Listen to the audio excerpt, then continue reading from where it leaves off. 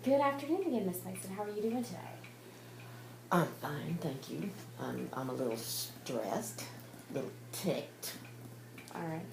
Let me take a moment to remind you about confidentiality. Anything you say within this room stays in this room. Now, can you tell me about a little bit about what's been going on since our last meeting? Okay, you say confidentiality. That means that if I talk about the bosses above me, that the people who have supervisory positions over me, that it will remain just between you and I. Correct. Good. I have to report any self-harm or harm to others. Anything like that. Anything else stays strictly between us. Okay, so I can tell you that my secondary supervisor is a horse's patoot. Yes, you can tell me that. My whole thing about teaching is I'm doing it for the kids. And he is obstructing me, for lack of a better way to put it. RTI, I'm assuming that if you've been anywhere on the planet Earth, you know about Common Core and RTI. Yes. Well, RTI is supposed to go across reading levels. Mm-hmm. Level 1 is their own track. They're at or above grade level. RTI 2 means that they're close, but no cigar. RTI 3 means that they're in danger. They're at risk. And RTI 4 means they qualify for special ed. Well, once again, special ed is the redheaded stepchild. Forgive me if you have anybody in your family that's redheaded. But they don't want,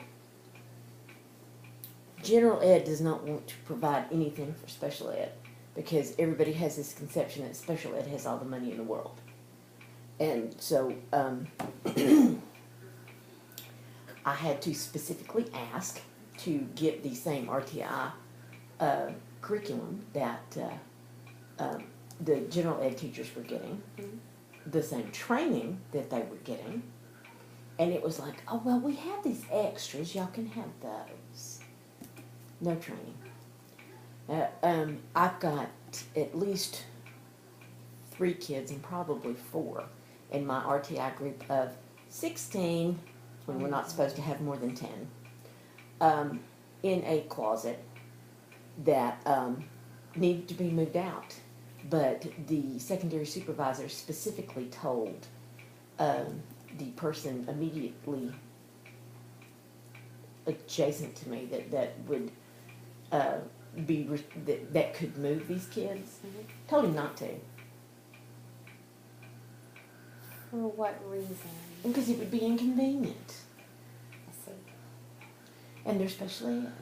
So they need to be in a special ed setting instead of a general ed. No matter the fact that they're reading on a higher grade level than half the kids that are in the RTI 3. I understand. And this frustrates you greatly, correct? That puts it mildly. Can you tell me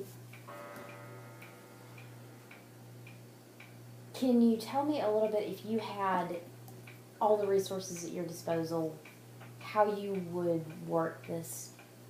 I'd build me a For the classroom greatest- big enough for 16 kids. for the greatest advantage to your students. If all things were possible, we need to hire more people. We need to have smaller groups. I have 4 distinct groups of kids. I have one group of kids that are reading on first grade level. I have another group of kids that are reading on second and third grade level, and another group of kids that are reading on fourth and fifth grade level. And then the 4 that I spoke of earlier, that's anywhere between an 8th and a 9th grade level. I have one that's on 9th grade level, and she's in my RTI 4 group. I can understand that must be incredibly frustrating. It's not only is it frustrating for me, but it's frustrating for the kids.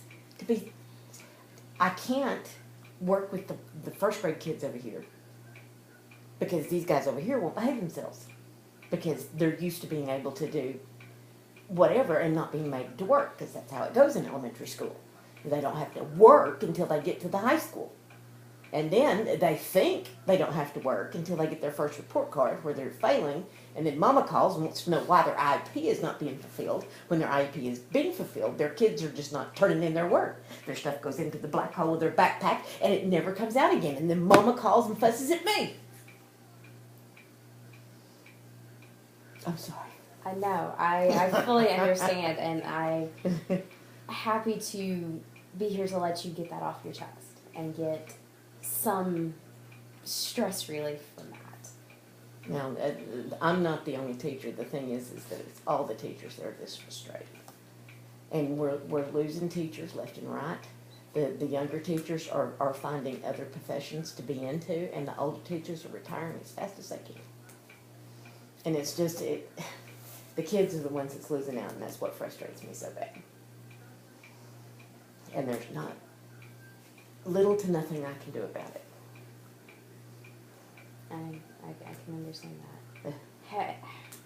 Are you able to work one-on-one with the students who need the most help before school or after school? If they could be there, and if they were willing, most of them ride the school bus. Most of the school buses get there just in time for the kids to get their breakfast before they go to class. They ride the school bus, therefore they cannot stay after school. Now, myself and at least one of the other teachers, two of the other teachers that I work with, make sure the kids know that we're there after school, usually until 4, usually until 5, at least until 4, but usually till 5. The 3 of us are there, if not more. So they know they can come to us, but they can't. You know, they don't get to participate in any extracurricular activities because they can't stay after school. They get detention, they have lunch detention because they can't do it before school or after school. They hate lunch detention, by the way. They don't get to socialize. And they can't be on their cell phones. When? Oh, well. That must be I'm sorry. terrible for them.